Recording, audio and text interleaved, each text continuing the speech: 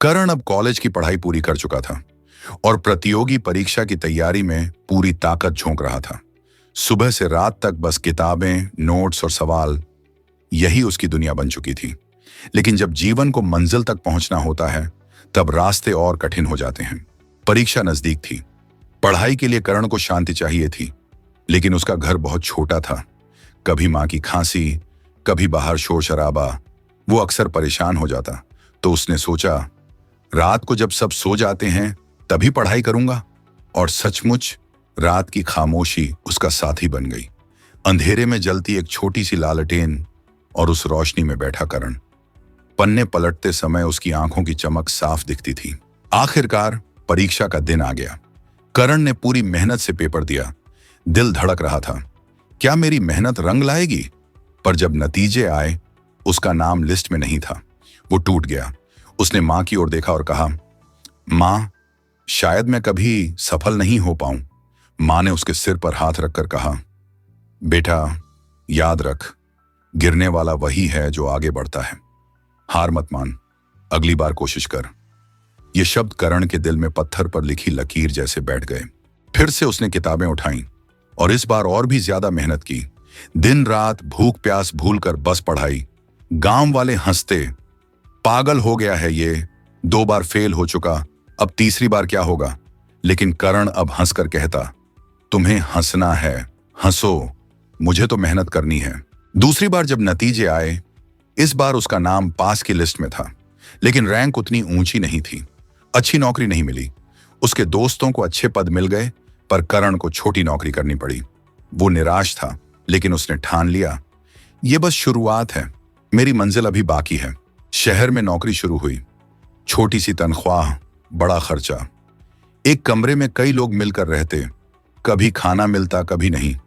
Office में भी कई लोग ताना मारते, गांव से आया है, इसे क्या पता बड़े काम का। करण चुप रहता और हर ताने को अपनी ताकत बना लेता। धीरे धीरे उसने काम में अपनी मेहनत और ईमानदारी से सबको प्रभावित करना शुरू किया।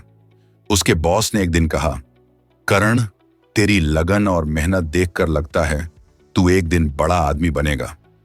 यह सुनकर करण की आंखों में चमक आ गई। लेकिन उसकी मंजिल नौकरी तक सीमित नहीं थी। वो चाहता था अपना कुछ शुरू करना, कुछ ऐसा जो सिर्फ उसकी मेहनत पर खड़ा हो। उसने छोटे छोटे बिजनेस आइडिया सोचे। पैसा कम था, इसलिए रातों को नौकरी और दिन में अपने काम की प्लानिंग। कभी सब्जी बेचता, कभी पुरानी किताबें, कभी छोटे छोटे सामान। लोग हंसते, ये नौकरी वाला लड़का अब दुकानदार बन गया है। लेकिन करण के दिल में आग थी। पहला बिजनेस पूरी तरह डूब गया। उसने घाटा सहा, कर्ज चढ़ गया। लोग बोले, हमने पहले ही कहा था ये लड़का फेल ही रहेगा। मां ने उसका चेहरा देखा।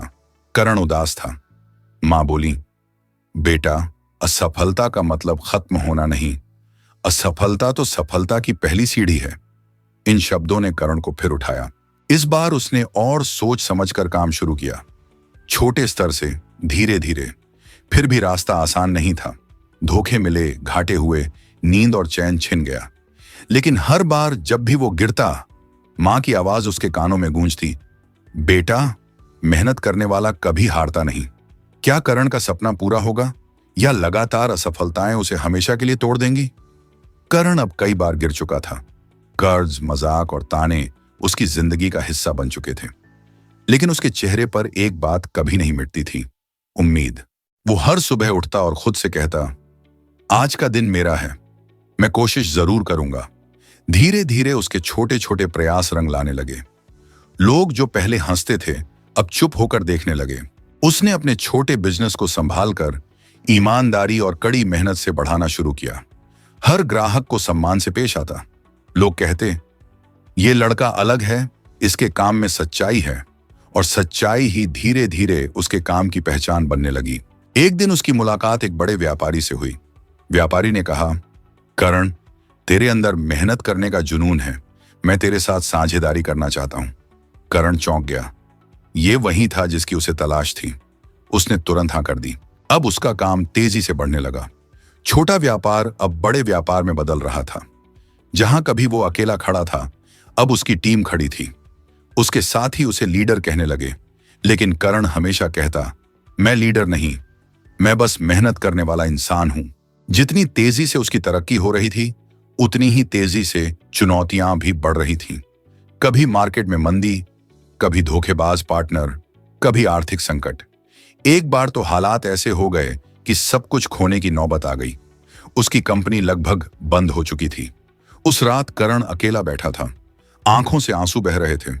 उसने आकाश की ओर देखा और कहा, मैंने तो मेहनत ही की है, फिर क्यों इतनी मुसीबतें आती हैं?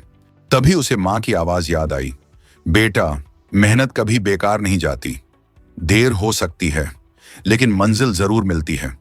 करण ने आंसू पोंछे और ठान लिया, मैं हार नहीं मानूंगा, चाहे सब छोड़ दें, मैं खुद को नहीं छोड़ूंगा।